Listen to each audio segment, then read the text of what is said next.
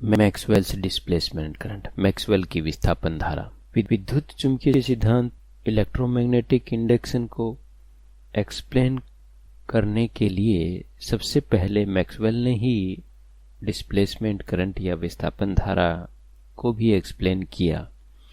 Maxwell के अनुसार जो मैग्नेटिक फील्ड है उसका डेवलपमेंट जो है वो केवल करंट के कारण ही नहीं होता है, बल्कि यदि कहीं पर इलेक्ट्रिक फील्ड भी चेंज हो रहा हो समय के साथ तो उसके कारण भी मैग्नेटिक फील्ड जो है वो डेवलपमेंट होता है। और जो इलेक्ट्रिक फील्ड है उसमें जो चेंजेस हो रहा है वह भी एक करंट के इक्वल होता है, और इसी से जो करंट डेवलप होती है उस करंट को जो है वो विस्थापन धारा कहते हैं। डिस्प्लेसमेंट करंट को समझने के लिए हम एक सर्किट की कल्पना करते हैं। इस सर्किट में एक कैपेसिटर C लगा होता है जो रेजिस्टेंस R के साथ सीरीज में लगा है। वह एक बैटरी E और मोर्स की K की सहायता से यह सर्किट कंप्लीट होता है। जब मोर्स की K को दबाते हैं तो सर्किट में करंट पास नहीं होनी चाहिए। ऐसा इसलिए क्योंकि रेजिस्टेंस R के साथ सर्किट में जो कैपेसिटर C लगा हुआ है उसकी वजह से जो सर्किट है वो कंटिन्यूस नहीं है, क्योंकि सर्किट में जो है वो बीच में ब्रेक हो गया। जब सर्किट कंटिन्यूस नहीं है तो सर्किट में करंट फ्लो नहीं होनी चाहिए, लेकिन मोर्स की को जब दबाते हैं या छोड़ते हैं उस समय सर्किट में जो करंट है वो एक्सपोनेंशियली या तो वो बढ़ती है या घटती है। करंट में एक्सपोनेंशियली जो है वो चेंज होता है, जबकि सर्किट जो है वो कंटिन्यूस नहीं है, क्योंकि जो कैपेसिटर है उनके प्लेटों के बीच में जो है वो एक गैप होता है। इसके कारण सर्किट में करंट जो है वो पास नहीं होनी चाहिए, लेकिन मोर्स की दबाते या छोड़ते हैं तो उस समय सर्किट में जो करंट है वो एक्सपोनेंशियली जो है वो चेंज होती है। तो यह किस वजह से हुआ, इस असंगति को समझाने के लिए ही विद्युत और चुंबकीय क्षेत्रों के जो चारों नियम है, कौन से चारों नियम है? गाउस का नियम है इलेक्ट्रिक फील्ड के लिए भी और मैग्नेटिक फील्ड के लिए भी, फिर फैराडे के नियम है इलेक्ट्रोमैग्नेटिक इंडक्शन के लिए, और फिर एम्पियर का नियम है। ये जितने भी नियम है, ये सारे जो लॉज हैं, ये लॉज जो है वो इस एक्सपोनेंशियल रूप से जो सर्किट में करंट यहाँ चेंजेस हो रहा है उसको एक्सप्लेन नहीं कर पाते हैं।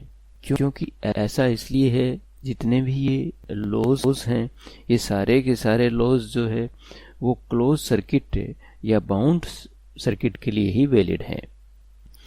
तो इस प्रॉब्लम को दूर करने के लिए ही सबसे पहले मैक्सवेल ने डिस्प्लेसमेंट करंट की जो है वो परिकल्पना की।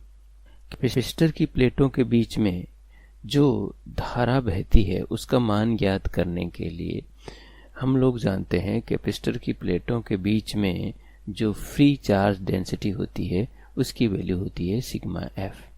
सिग्मा एफ जो है वो फ्री चार्ज डेंसिटी, तो इसलिए प्लेटों के बीच में जो इलेक्ट्रिक फील्ड की वैल्यू होगी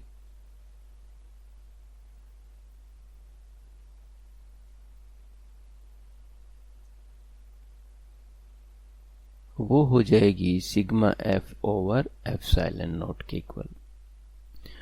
और यदि यहाँ एप्सिलॉन नॉट जो है वो फ्री स्पेस की परमिटिविटी है, और यदि यहाँ पर प्लेटों के बीच में डाइलेक्ट्रिक मीडियम रखा हुआ हो और उसका पैराविद्युतांक डाइलेक्ट्रिक कांस्टेंट एप्सिलॉन हो, तो फिर ए की वैल्यू जो है वो सिग्मा एफ ओवर एप्सिलॉन के इक्वल होगी।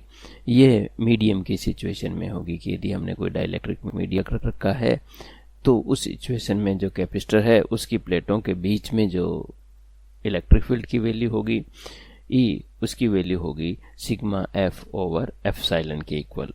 जब कैपेसिटर की एक प्लेट को फ्री आवेश दिया जाता है या उस पर उत्पन्न होता है तो इंडक्शन के कारण, प्रेरण के कारण दूसरी प्लेट पर भी उतनी ही मैग्नीट्यूड का चार्ज जो है वो उत्पन्न हो जाता है या चार्ज इंड्यूस हो जाता है।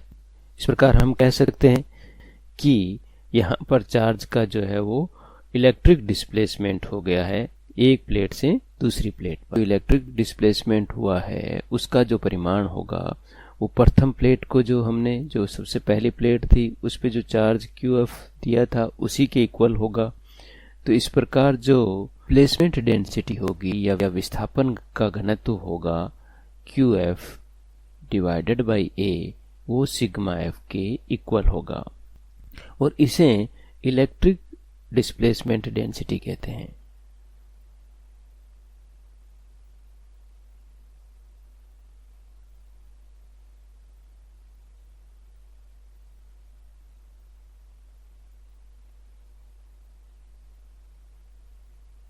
सिग्मा F को D कहते हैं और यहाँ जो इक्वेशन नंबर फर्स्ट है या इक्वेशन सेकंड है, तो यदि हम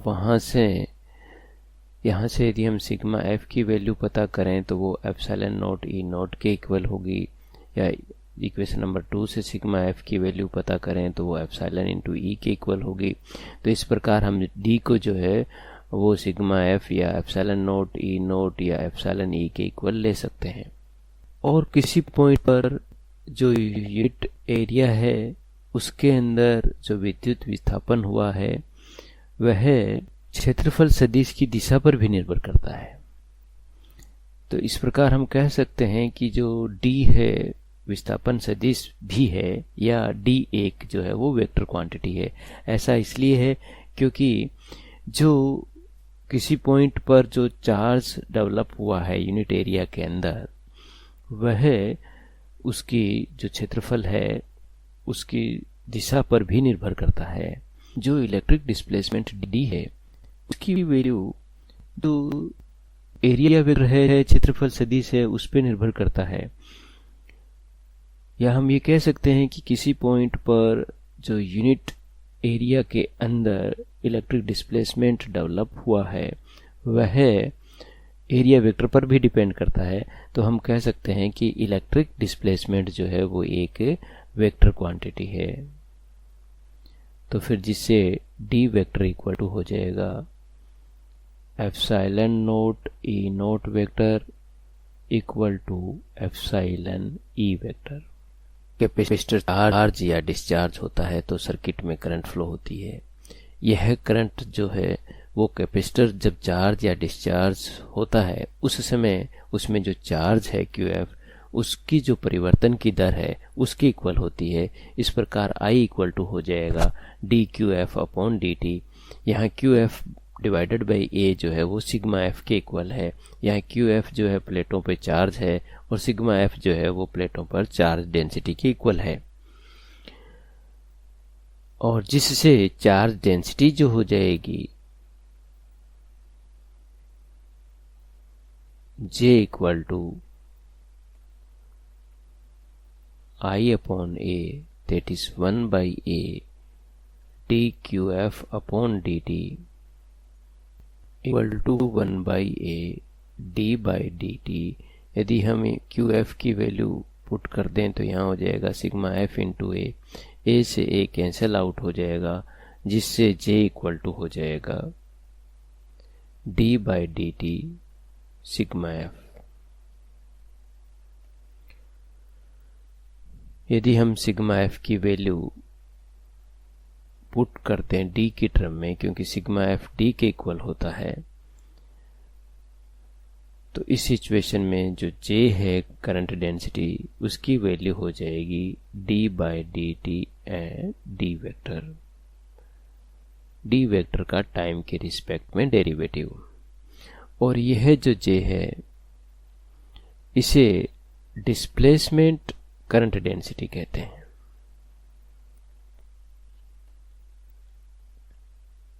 इस प्रकार इस इक्वेशन से हमें स्पष्ट होता है कि जो डिस्प्लेसमेंट वेक्टर है उसके परिवर्तन की दर d vector divided by dt की जो है वो करंट डेंसिटी J के इक्वल होता है। और यह जो करंट डेंसिटी है इसे विस्थापन धारा घनत्व डिस्प्लेसमेंट करंट डेंसिटी भी कहते हैं। यह displacement current density external circuit में जो करंट फ्लो हो रही है उसके कारण जो करंट डेंसिटी है JF equal to 1/A dQF/dt के इक्वल होती है। इस प्रकार हम कह सकते हैं कि एक्सटर्नल सर्किट में करंट और कैपेसिटर में जो डिस्प्लेसमेंट वेक्टर है उसकी वजह से जो करंट है, उन दोनों करंट के कारण सर्किट में हमेशा ही करंट जो है वो कंटिन्यूस बनी रहती है।